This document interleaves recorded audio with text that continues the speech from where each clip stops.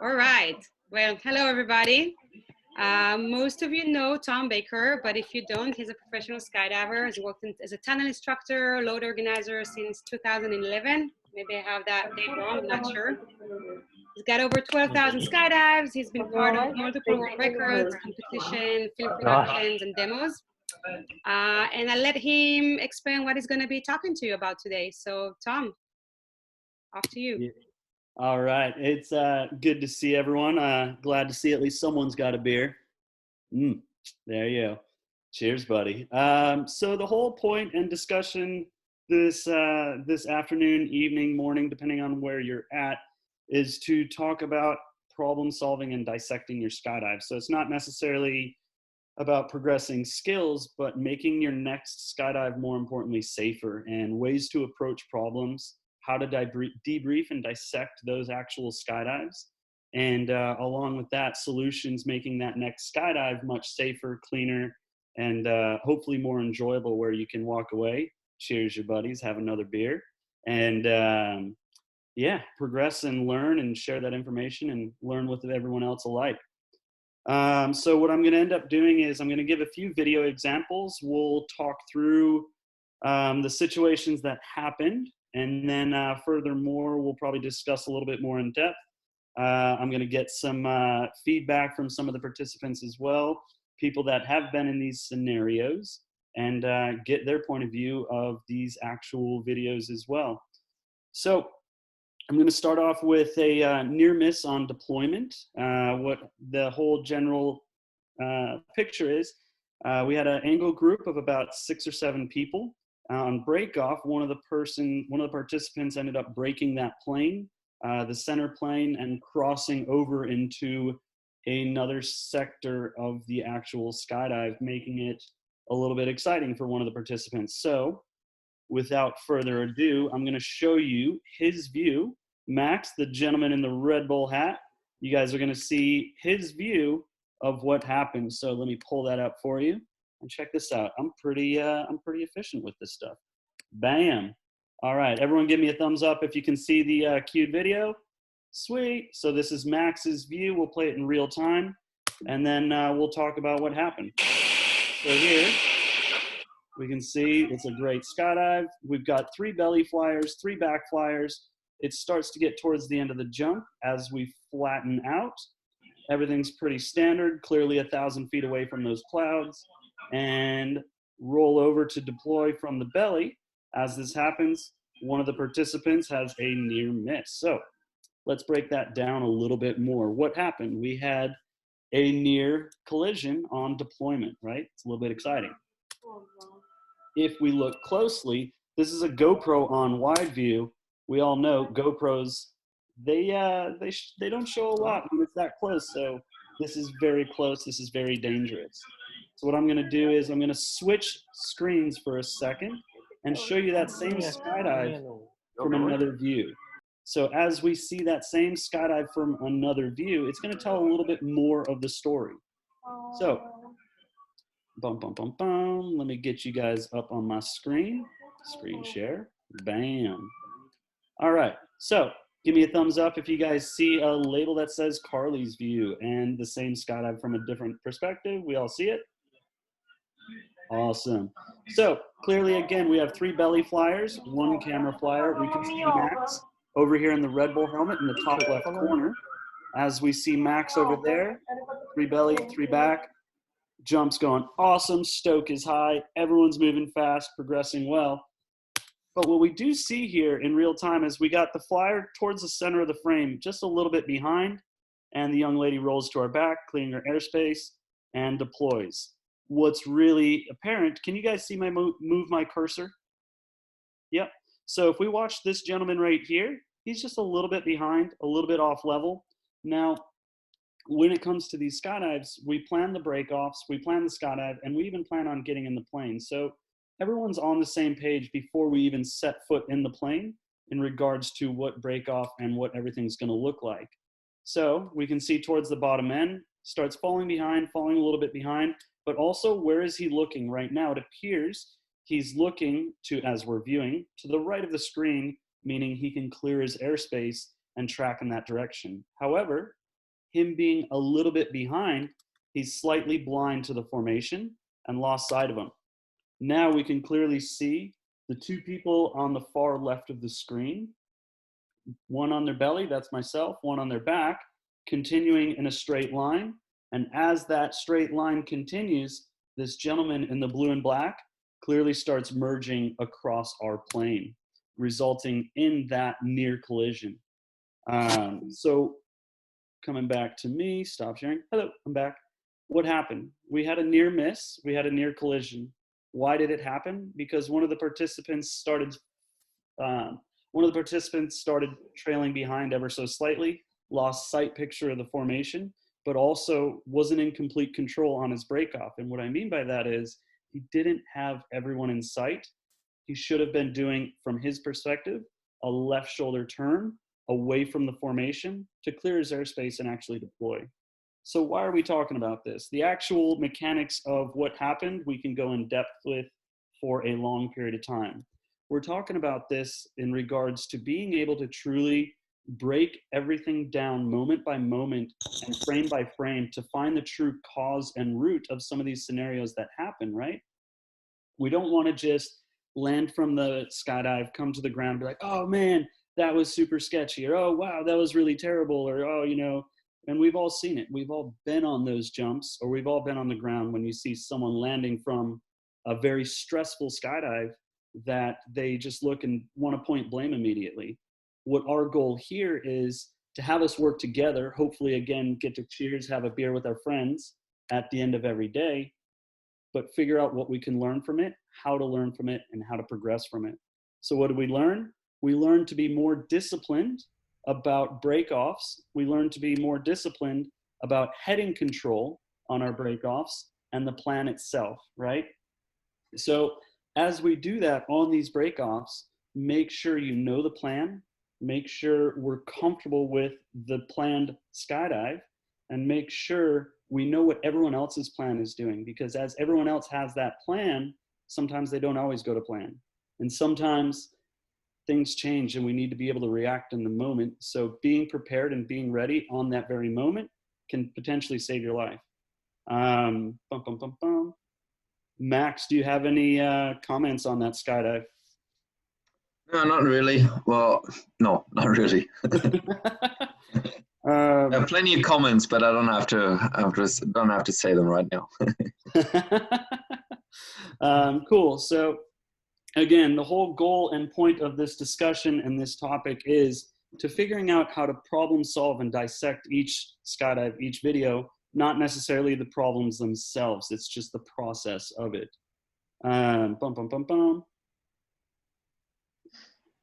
So we've got a few other examples of my own personal situations where I've done things out of order and out of sequence. You know, we're all adults, we're all human, and that's kind of one of the biggest governing themes of this chat is to get people to understand that we're all human, we all make mistakes, and that's okay, as long as we can share that information to hopefully allow other people not making those same mistakes. That being said, I'm going to show you guys a really exciting video that I had recently. So starting the picture, I had just finished up a work jump. I was doing just like an AFF at Paraclete XP. And it was a pretty long spot. I was far to the north. There's not a lot of outs out there. I pulled high, and I had my very first tension knot last year, which is pretty excited. Right, let me go ahead and get that up for you guys. All right, so we can all see it. Give me a thumbs up if you can see what looks like lovely trees in a sand pit. We can all see it. All right, I'm gonna play it in real time for you guys. So, pretty high, deploys, start spinning, gets exciting, get the parachute level. As we get the parachute level, we're able to acknowledge and dissect that, okay, we've got some tension knots. Let's make this work. Let's figure it out. Why is my pilot chute coming in front of my nose? That looks weird. Bam, I've got a reserve parachute really, really high above the ground. I'll explain that in a second. So at 3-1, I'm already underneath a very good reserve. that's the good out of this video. When we slow it down and we break it down, so we've clearly got a malfunction. The parachute is accelerating aggressively to the left. As it accelerates aggressively to the left, I reach up for my rear risers, trying to control that parachute's heading. Once we've got the heading of the parachute under control, we can clearly see up towards the top of the screen here, that is our tension knot. The slider's already come down, looks like a little ball of crap right up here, but we're working with it, we're fighting for it. As we're trying to correct this issue, one really notable thing is this parachute is obviously not flyable, but if we pause it just right a moment, we can see that the pilot chute is in front of the nose, let alone the actual parachute is in parachute shape. But that pilot chute being in front of the nose is a very good indicator that, hey, you're not flying forward, you're flying down. As that continues and continues, I decide that we are going to go ahead and deploy our reserve, giving it a couple attempts. But if we back it up even further, we're quite far from the drop zone, and it's pretty strong winds that day. If we look closely, we can see just underneath the right rear riser over here, this is the drop zone. And I'm pretty far away over a bunch of trees, so I decide to cut away high. In doing so, I never looked at my reserve handle. And so here's the bad of this video that I'll admit I did incorrectly. So I'm trying to correct it, decide to actually cut away. This is not fixable, not flyable. And here we can clearly see my left hand is still on my riser. My actual main is right next to my reserve. That's not a good place to be. This is not a good thing to do. Why am I showing you guys this? One, we're all human. We can all make mistakes, and we all have made mistakes, and guess what? We're gonna make more. But if we can now change our attitude to look, grab, peel, punch, pull, for me, if I'm gonna have a cutaway higher, I'm definitely, even if I have a sky hook, I'm definitely gonna put my left hand on my reserve handle. Why? Because I know I completely cleared my main. Other factors that come into this. So again, we talked about this being pretty far away from the drop zone. We clearly have no outs in this field here, right? So as we have no outs, part of my decision-making factor is to cut away high under a good parachute. Winds are reasonably strong. I might get my gear back if the winds blow my parachute back. Guess what? It landed in this field right here. So had a great reserve to practice flare up high and learn to fly its flight characteristics. Also got my gear back. More importantly, landed safely, and also learned something after reviewing the video. Stop sharing. So yeah, there's full humility. I made a mistake. Luckily, it didn't result in anything worse. However, we all have something to learn from that. One more scenario I'll show you real quick. I had a toggle lock loaded at 3.3 on an XRW jump. So heavily loaded, small parachute, toggle lock, deploying out the door. It's pretty exciting, right? So I'm gonna go ahead and switch that video over, and you get the lovely view of my chin. So exit the aircraft, deploy 2 seconds out the door, and now on an XRW jump, for those of you who aren't familiar, what I'm gonna do is I'm gonna reel in my RDS after I unstow my toggles. Here's where it gets exciting. Now, it may not look like it, but that right toggle is actually locked in the eyelet if we look at it right here. Meanwhile, I have a full RDS tucked away behind my head, causing the parachute not to fly the most efficiently, creating a lot of drag. If you think about it, this parachute now technically has a built-in 90-degree or built-in turn to the right, as that one toggle is stowed and the other isn't. So you got two options: either A, harness input to counter that drive to the right, or B, continue to fly with that left toggle lower. What I did was, if we back it up slightly here, I'm using my fingertips to slightly roll that locked toggle's actual line up above the actual toggle itself. So to clear it from the eyelet, once we have it clear, now I can do the rest of my housekeeping and clean up that actual slider, RDS, and all those things. Meanwhile, we're also talking this wingsuiter how to get back to the drop zone. So again, why am I showing you guys these things and why are we talking about them? We're showing you them and talking about them so we can really discuss the process it takes to dissect what happened, not necessarily just what happened itself. Cool, so those are just a few examples of what happened. Some different little sketchy scenarios that I had. All of them resulted in everyone walking away. They resulted in everyone being able to, cheers their friends, have a good beer at the end of the day, and enjoy a skydive right after that. I think now, cheers, Guillermo. Yeah, buddy. Cool. So what I would like to do now is kind of open up the floor or discussion to anyone. If you guys have any questions, if you had any scenarios, if just kind of ask me anything. Max, Mike, Matt, if you guys have anything to add, let's go ahead and talk about some malfunctions. No shit, there I was, and how we decided and came to a conclusion of making our next skydive safer. You know, I think I'll jump in since no one said anything yet. There's everyone's audio coming on.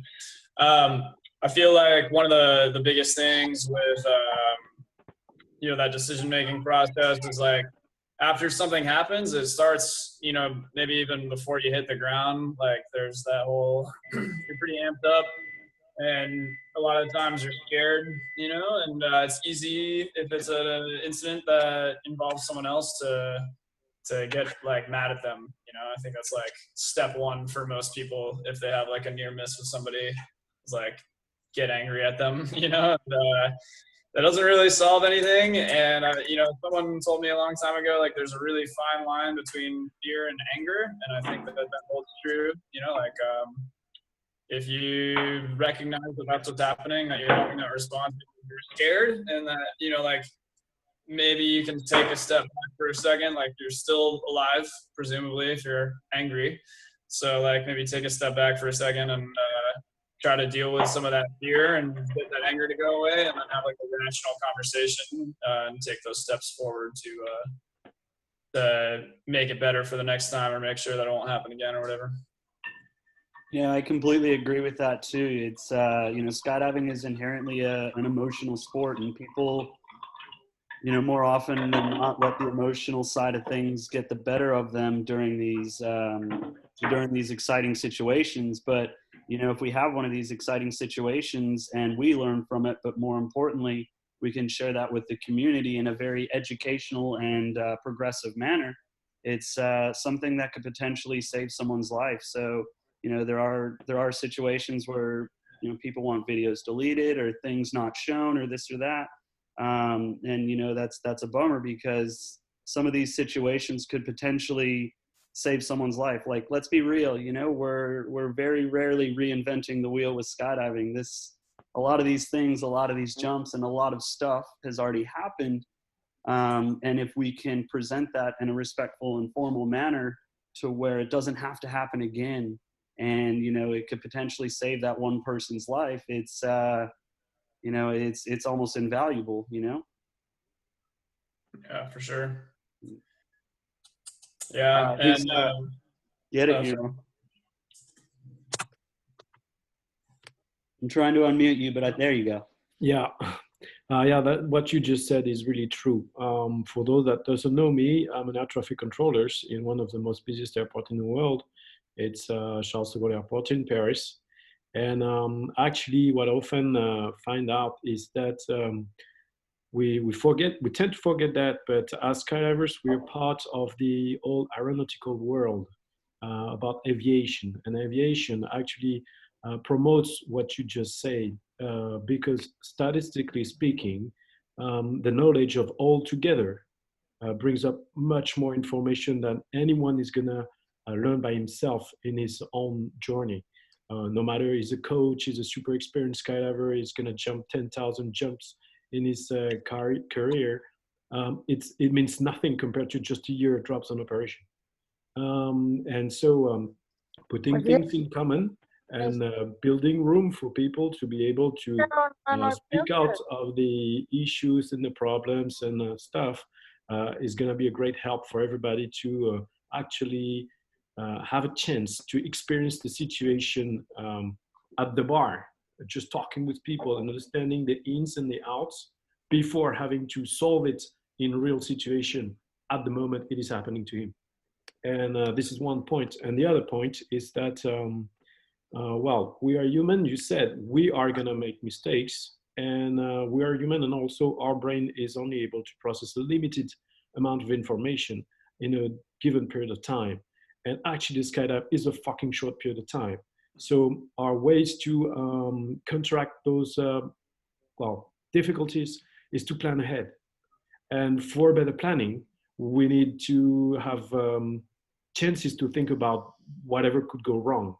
And those information we share is able to add some thinking into your planning so that you might think about, yeah, I should pay attention to that detail, or that might happen to me as well, because already in my process, I have a failure or weakness here.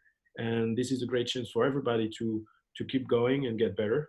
And for that, there's only one thing. We need to try to build up something that we call in aviation just culture.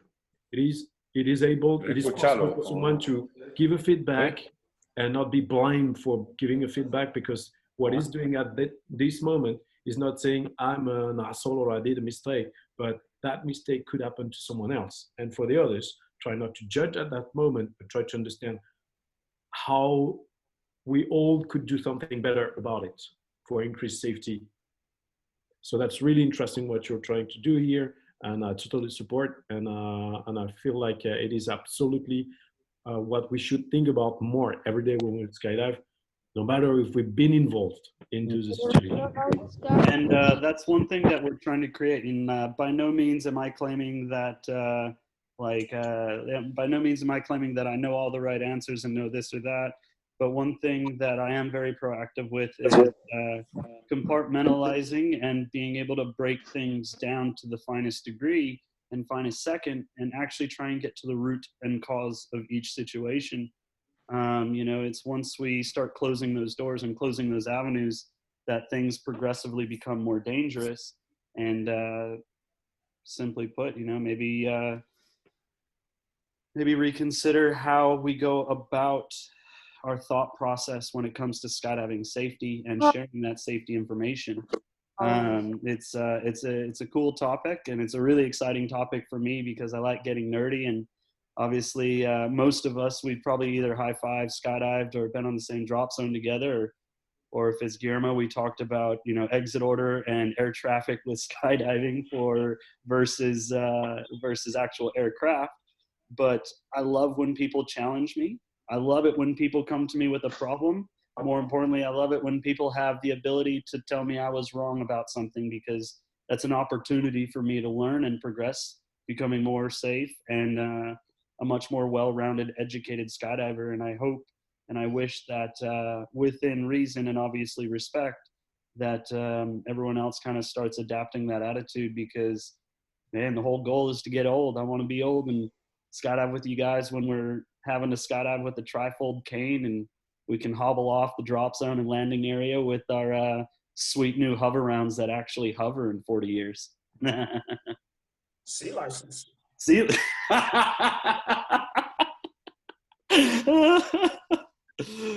Touche, gentlemen. Cool. So, I mean, you guys obviously get the gist. We want to make skydiving safe. We want to make skydiving safer for everyone. Stay open-minded.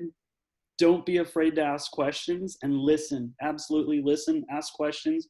And if you don't know the plan or dirt dive, absolutely go for it. Ask a question. Max, were you raising your hand? You got something? Yes.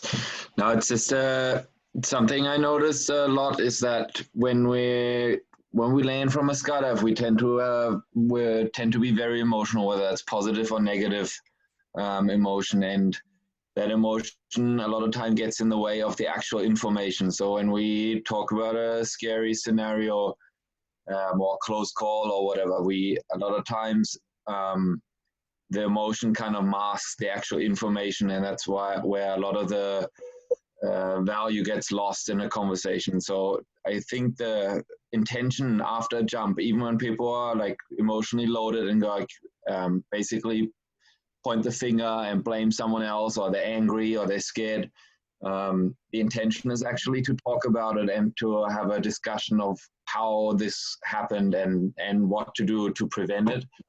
But I think it's important for everyone, whether you're on the receiving side or whether you're actually telling someone something, is to kind of filter out all of your emotion, which is not basically doesn't help the situation, and just think about the actual information and what's important to kind of prevent it.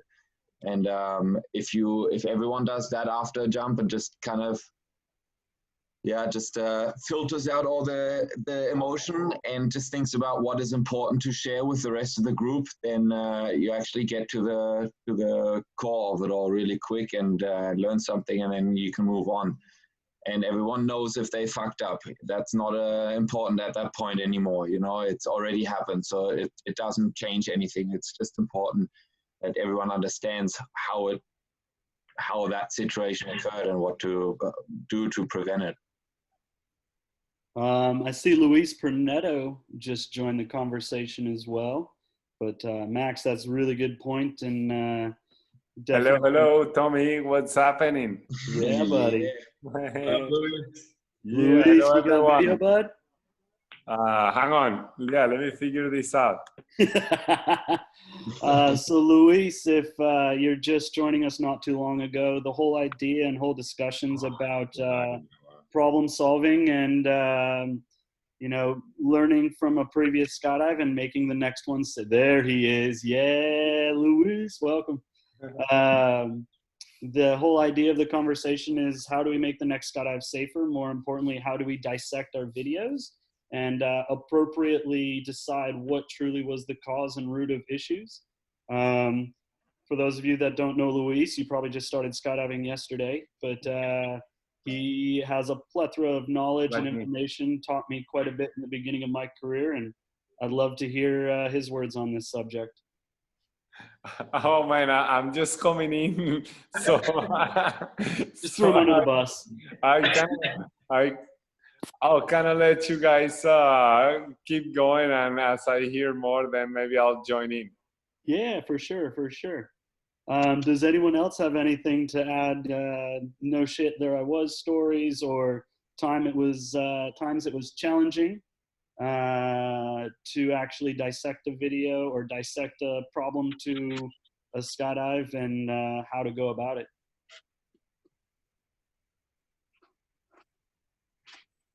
I like Shannon's question that he just kind of brought up about debriefs in the process to debrief other than having like a good attitude. So I think my thought process about how to debrief is getting as much information as possible. So not necessarily just watching one video and coming to conclusion, but making sure that if you have other tools like a fly sight, other angles of the actual skydive, and even ground video as well, or not necessarily ground video, but ground references. Like if someone was sitting on the ground and could see it, taking them with a grain of salt if it's via person, but only confirming once it's absolutely apparent, either via video or via like a GPS. If we tracked in the appropriate direction, broke off in the appropriate direction. To be flat out honest, I take a lot of secondhand information with an absolute grain of salt, especially when it comes to injuries, or even worse when it comes to skydiving. Unless I get hands on an actual video and see exactly what happened, will I really chime in and give my 2 cents on what happened. That, I guess, would be the process for a better debrief, instead of just assuming that everything went to plan, or instead of assuming that this or that happened. Max? I think it's very helpful to have someone facilitate the debriefing. Yes. Like if there's two parties involved, and a lot of times it's one guy who's very experienced and someone else who's possibly not that experienced, or who's not at their home drop zone. So there's like two parties involved, and a lot of times we kind of tend to play the game where it's just like, it's your fault. No, it's your fault. And obviously no one wants to be the asshole. And I think it's helpful to get someone who who's not biased to either side, and basically facilitates the whole educational part and the exchange of what happened and what led to that scenario. So no one is in defense mode or in attack mode. You just have someone who will basically just gather all the facts and then you know, help both to move on and learn something from it. Yeah, one of the things that I like to do is actually just, I mean, if you're involved or if you're not, is just listen. Like, imagine if you're one of the parties that are involved. It's the hardest thing, like both you guys are just talking about, is, you know, perspective's huge, right? So whether you're on the ground and there's someone taking video, or, you know, the perspective can look very, you know, different, or what Max was saying about how, you know, a good attitude's important, but one thing I think that's pretty invaluable is like listening to the other side first. If you're one of the parties, for example, because listening to them just kind of goes to show you that, I mean, it's two sides to every story, right? What you saw versus what they saw. I think listening is a powerful thing to see where they're coming from, you know, and to see where their emotions are at as well, to kind of better equip and hopefully solve the situation in a manner that's open to learning, right? Because it's the intention whenever you're in the situation isn't to, you know, talk down to the other person, even though your emotions are super high. It's always about how do we learn from it, is at least the way the end goal is, right? And I mean, I think that's super important, is just kind of listening and then going from there. You know, Matt brought up a good point of listening and just truly listening. And I'll back it up just a little bit one step to Catalina's point. It is definitely important to understand and hear what the person was thinking at that moment that maybe have led up to that mistake.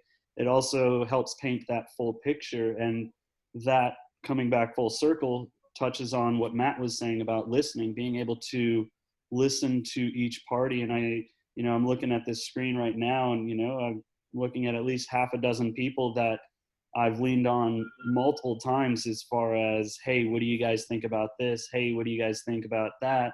Where do you feel the solution is in this scenario?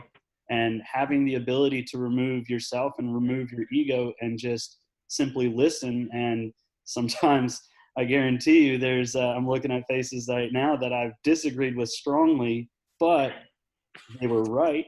I didn't like the answer. And because they were correct, it later then allowed me to, one, just kind of take a step back and realize I have a lot more to learn and a lot more to progress with. But two, you know, people that are willing to tell me things that I don't want to hear sometimes care the most, because they also want to skydive with me when I'm old, and I want to skydive that with them when I'm old. So, you know, just having that humility, ask questions, but just like Matt was saying, listen.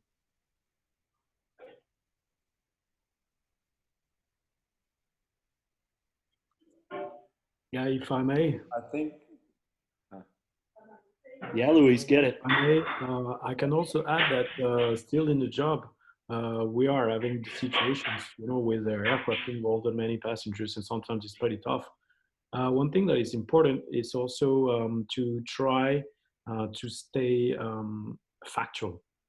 Yes. Emotion are going to be involved, but there's a thin line in between the way in the way you're going to say things, and between just staying factual and presenting things as you see it on the video or as they are, and the thing where you are starting to get put judgment into your position, saying like, yeah, you've done that and you shouldn't, or stuff like that, you know. So it is important to try to be in that mood, because then it helps not adding more emotion in the situation, and also see where you are, because sometimes if someone is just presented the facts and not put in a position where he has to justify, it is bringing him into a different state of mind. And if you still realize that at this moment is denying the facts, then it's also maybe the moment where you should postpone that conversation. Because actually it's going to be very difficult for someone that is denying the facts to understand any of what happened and to have the benefit of the conversation. And the question might be, in the end, what is the goal here? Is it to understand and get knowledge and everybody leaves the debriefing with better knowledge and better behavior and better and food for the mind and way to think about, or is it just to blame someone and just say, yeah, you're guilty, you did the shit, but in the end the guy walks away and learn nothing, you know? Yeah. So I think that being factual really helps to bring forward the nicest environment possible to low down the emotion involved. That's a really good point. Luis, you have a strong point as well.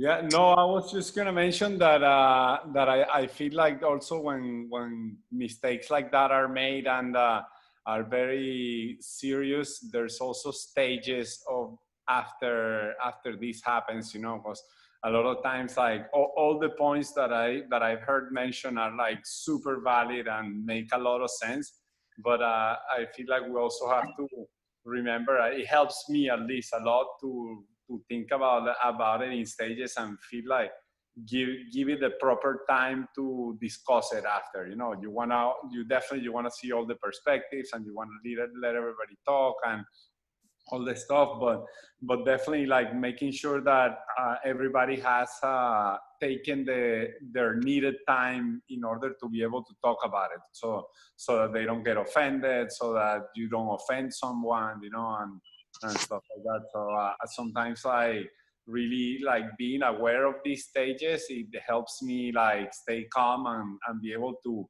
either take that time or allow the other person or people to take the time to be able to be ready to talk about it, you know? Absolutely. You know, emotions get high and you know, people, that's a really good point, taking the time and really sitting down and talking about it. Thank you. And knowing that time is going to be different for everyone, you know, for some person may be ready in a few minutes, another person may need an hour, you know. They need that cool off time. Yeah. So Roman, you wrote a question in the comment feed. Are you more on the side of education or sanctions for those who commit mistakes? I believe that's really on the level of, that purely depends on the level of mistake, right? I'd say first and foremost, education overall, regardless of how small or how large the mistake is. I'm going to refer to my lovely influencer, Luis Brunetto, of the yellow and red card system that they started with at Fly for Life and took from soccer in America, or football, as everyone else may know. But it's a pretty simple system, you know, like something that was minor and wasn't too big of a deal. Here's a yellow card, you owe a case of beer. Let's all talk about it and learn from it. Or if it's major and it requires a red card or you to really sit down and think about what happened throughout the day, it's obviously with each coach, organizer, or in this case, person who would sanction those, you know, sanctionee. It's all subjective. For me personally, I'm more about the human-to-human interaction, and I'd rather everyone learn from it than just simply punishing everyone for it, because that usually creates more friction, it creates more animosity, whereas if we get a little bit of human value to it, I think everyone can relate on that. And if there's no communication there, and if there's no receptiveness there, then I probably, I'll simply put it, I'll just move along my way and won't skydive with you that often.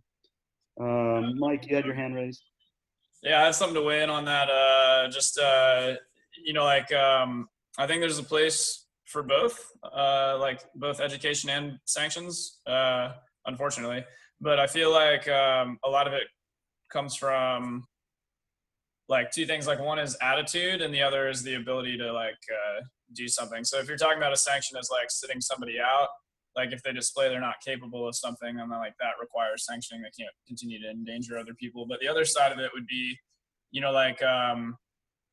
I think every situation like that deserves education, of course. Like, that's the whole point we're having this conversation right now, right? Like, we want to learn how to debrief better and how to make better decisions and whatnot. So that's education.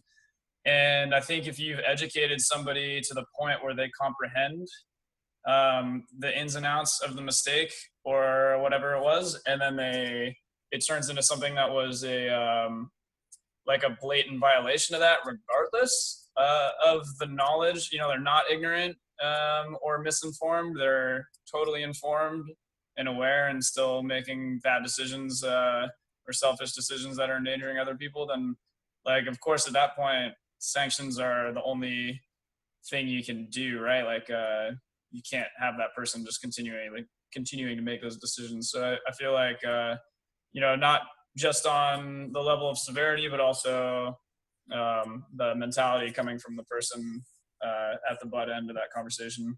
You can go ahead, Max.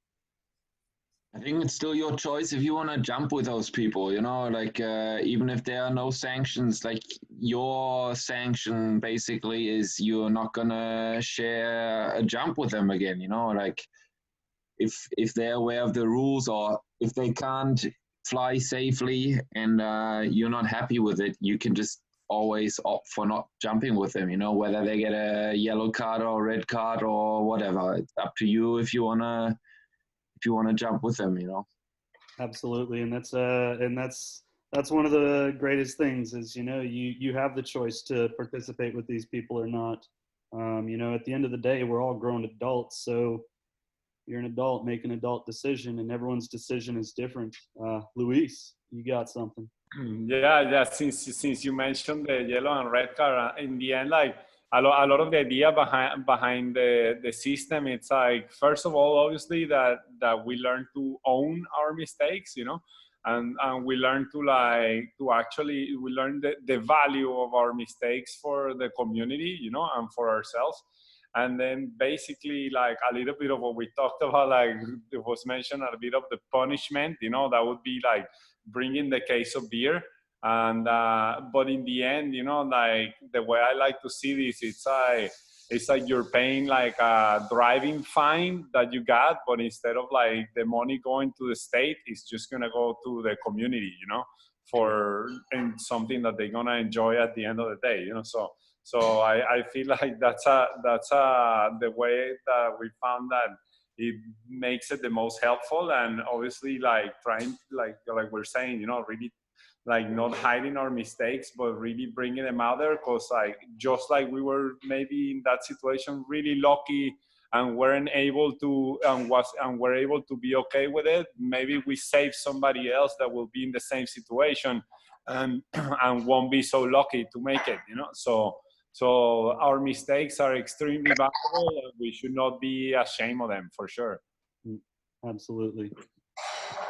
So I have an anecdote on the beer fines thing.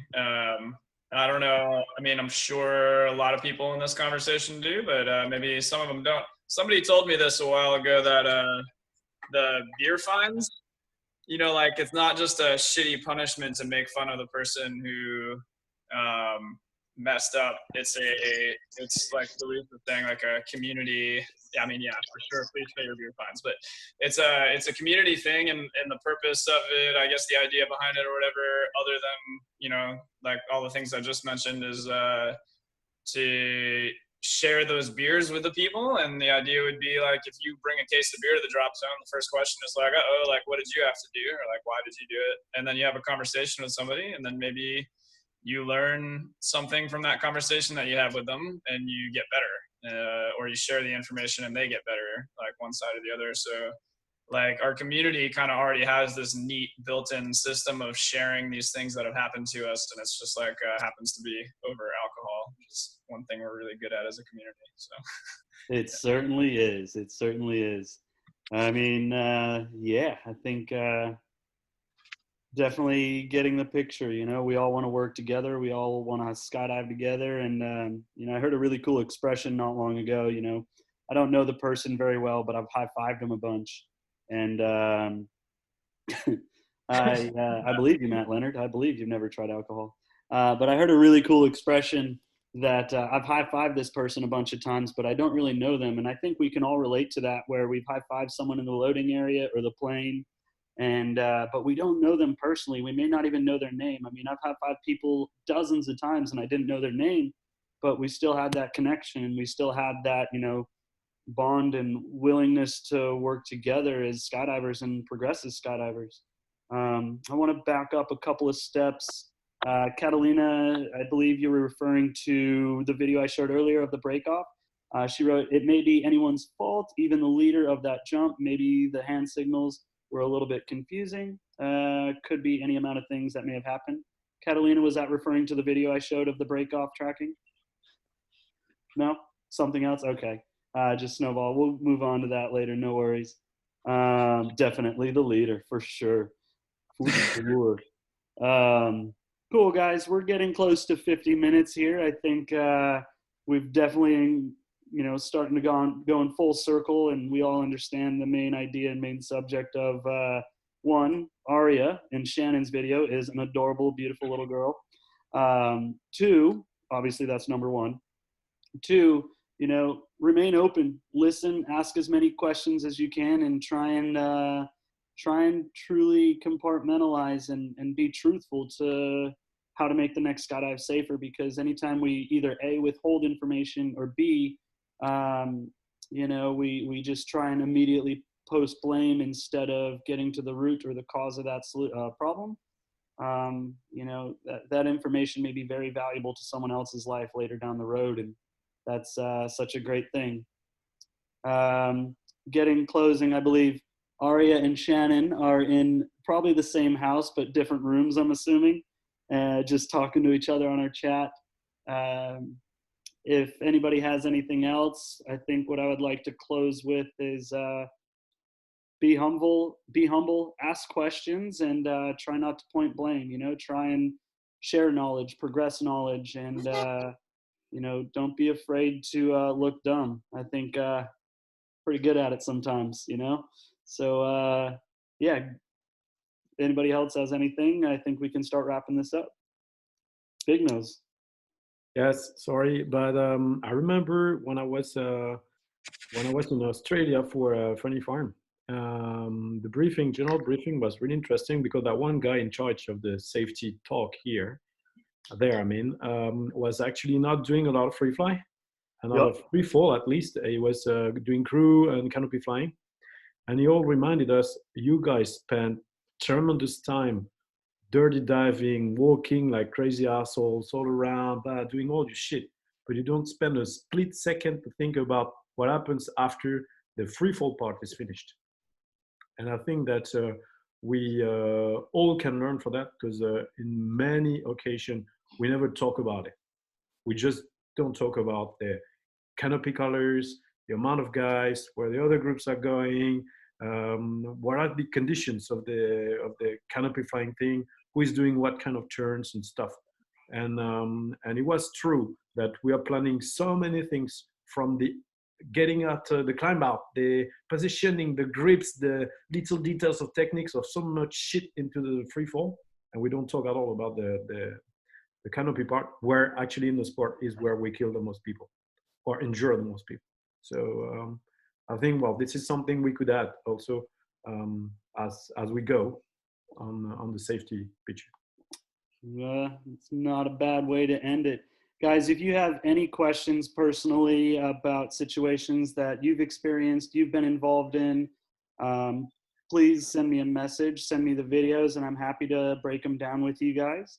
Happy to even, bounce them off friends that I have, and we'll try and find as thorough of a solution as possible, and maybe even help you guys progress to your next skydive so it's as safe as possible during that process as well. But other than that, we're coming up just shy of an hour, and I'm sure you guys are loving hearing us rant. But again, if you have any questions, especially when it comes to safety, please reach out, please ask lots of questions.